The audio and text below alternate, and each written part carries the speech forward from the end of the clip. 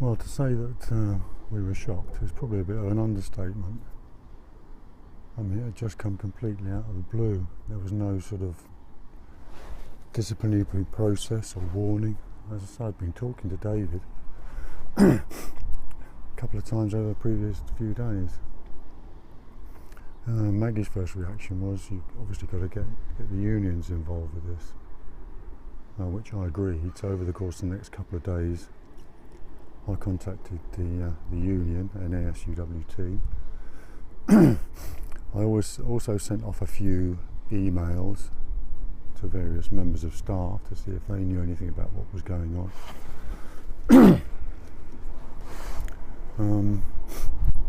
Didn't hear anything back from any of them. I spoke to Paul. Paul was obviously happy to talk to me about it. And he said, this is why you haven't heard from anybody. He sent me a photograph of a notice that was on the common room wall, and it said something like, due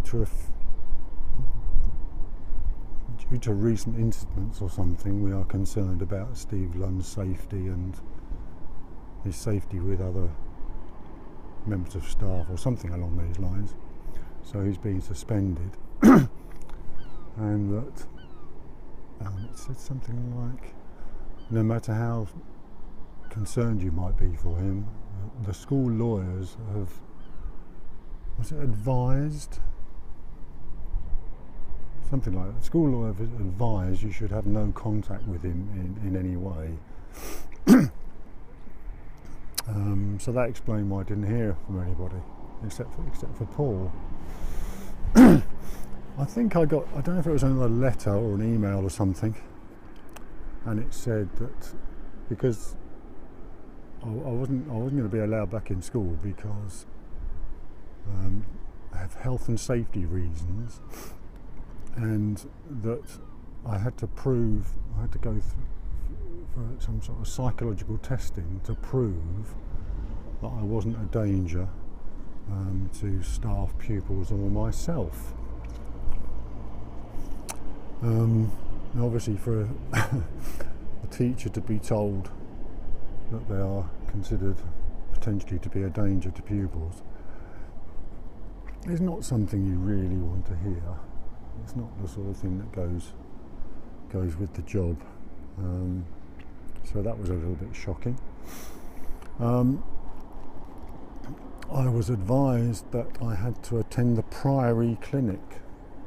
That's the Priory that all the drug addicts and people like that go to. You know, all the celebrities attend the Priory.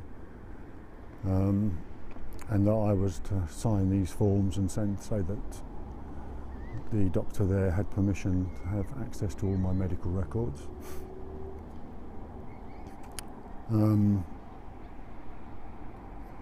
I was talking to the unions. The unions eventually got in touch with me, and I was given a caseworker, a representative, I suppose. What was her name? Jackie Dutton.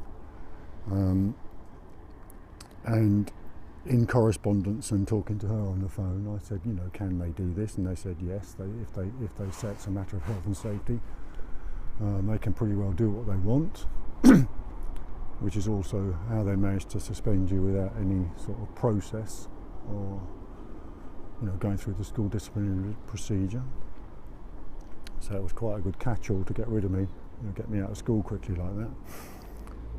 And, you've just got to go along with it. There's nothing else you can do, really. Anyway, they sent me this letter through, and they said I've got to arrange to make an appointment with this guy, Dr. Bamber, at the Priory in Canterbury. And I googled the Priory in Canterbury. I had to look through the list of the consultants and doctors that were there. And Dr. Bamber his specialism was teenage eating disorders or something, which I thought was slightly bizarre, especially seeing as one of his colleagues further up the list, his specialism was employment-related stress, and I thought that's a bit strange. Anyway, I got back to the school and I said, okay, I'll go along with this, but I would have thought this other chap would be more appropriate because of his specialism. And they sent back and they said they were paying for it, they choose who I would see. And I thought, okay. And I thought, hang on a minute, Bamba, I mean, that's quite an unusual name. And I taught a couple of kids called Bamba, a couple of girls. And I thought, surely not, surely I haven't got a parent. One of them was still at school, I think the other one probably just left, one of these girls. Anyway, a bit of discreet phone calling to a contact at the school confirmed that Dr. Bamba was indeed the parent of a couple of kids I taught, one of whom was still at the school. Obviously had a contact, and you could argue probably an interest in the school. Anyway, I got back to the school and said I wasn't particularly happy with this, and they said, if you don't comply with our demands, then it will become a disciplinary matter, which at the time I was quite worried about. I suppose with hindsight, if they'd have invoked a disciplinary procedure, I would have been better off. Anyway, I was really worried about this business with Dr. Bamba. Oh, the other thing was, I said, obviously, I would like to see a copy of the report he produces on me. And the school said, we're paying for the report. The report remains the property of the school. It's ours. You can't have it. So all these things, the fact that he was a parent, he had an interest in the school, and the school weren't going to give me a copy of the report, led to a certain amount of disquiet on my behalf. Anyway, I duly went along. This would have been, I think this was the end of the summer holidays by this time. It would have been the end of August, maybe September. I attended my first of 3 meetings with this character, Dr. Bamba. And when I went in there, I said, would you mind if I record this? I had my iPod with me. And he said, what do you want to record it for? He said, it's not usual, I'd rather you didn't. And I said, because obviously I want to know, I want to know what's going to happen about this, because the school won't give me a copy of the report. And he said, that's ridiculous, of course you can have a report. Well, no.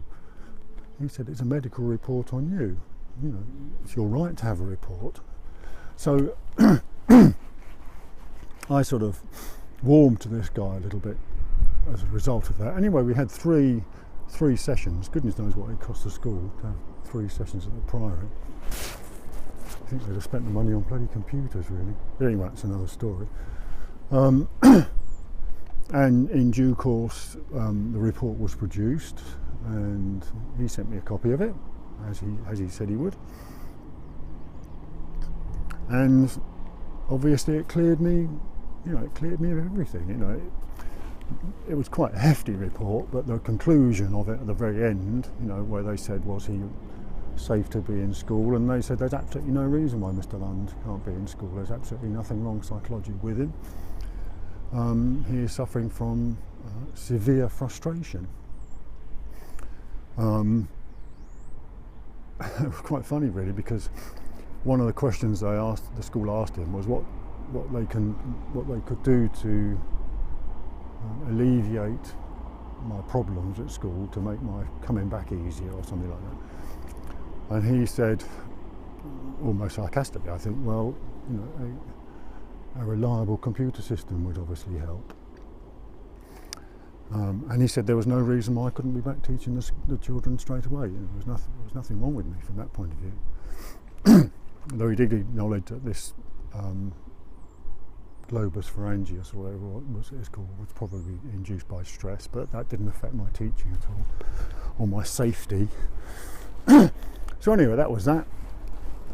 And the school duly got in touch with me and my union rep, Jackie Dutton, and arranged a meeting. And the meeting was to manage my return to school. That was the purpose of the meeting. And it was scheduled for half term, one of the weeks of half term, one of the days during half term. So anyway, I duly met Jackie Dutton from the station in Faversham, and we met a few hours early and we had a bit of a chat and a cup of coffee and things. And she was saying, okay, this is what we're going to do. You know, we can't insist that the school replace the computers, but what we can insist is that a member of the senior management team will take responsibility for this, so that as soon as you get a problem, you report it straight to them, and then they do all the chasing and do the sorting out, and hopefully that will get this thing sorted out as soon as possible. So that was the idea of the meeting, as far as we were concerned. Anyway, we duly pitched up at St Edmunds. I say the place was empty because it was half term, and we were shown into the secretary showed us into the headmaster's study. By this time, David Knight had now left because he'd retired that summer. The headmaster, Jeremy Gladwin, was still sick, ill, as he had been for quite a long time. He was also leaving as well. I don't know if he left then. I think it was the following year he left, doesn't it? Anyway, so in this room we were shown into the headmaster's study, and there was Janet Mander, the other deputy head, sitting there, who was acting head, and this other woman. I didn't have a clue who she was. It turned out she was Anne Williamson, and Anne Williamson was the one of the members of the governing body who I'd reported these problems to. I'd spoken to her for a couple of times on the phone, and she had said that she was going to come down and talk to me about it. She never did.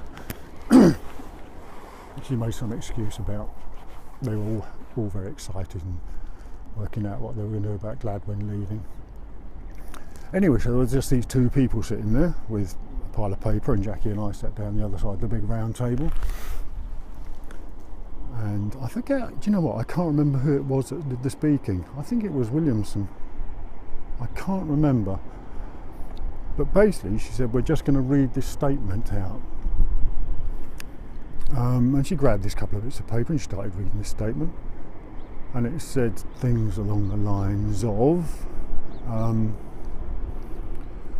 we're very glad that it's been proved there's nothing wrong with Steve, and we're pleased that that's part of it, but there are still concerns. We still have issues with the way he's been doing his job, and it's been decided that as of this moment his contract with St Edmunds is going to be terminated, and we will offer him £20,000 and a basic reference if he signs a non-disclosure clause.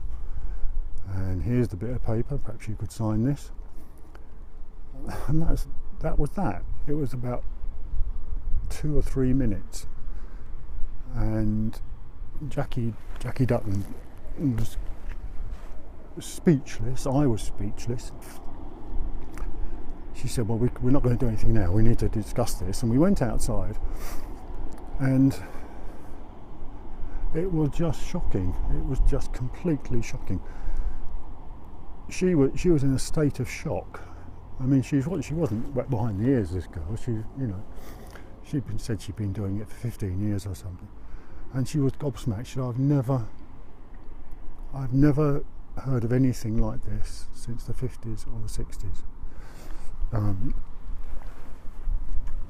I know she smoked roll-ups, this girl, and she was shaking as she was trying to put it in, trying to smoke this cigarette. And we went back in, and she said the first thing I'd like to say was that the purpose of the meeting was to discuss Mr. Lund's return to work. This wasn't on the agenda at all. We haven't had a chance to prepare for this. Mr. Lund has already said there's no way he's going to sign a non-disclosure, and that was that. I had been summarily dismissed. the only reason you can be summarily dismissed from schools is, well, the gross misconduct you can be kicked out for. But that was it. I'd been sacked after 20 years at the school, and that was it. And it was all over in about 5 minutes. And I had sort of ringing in my ears.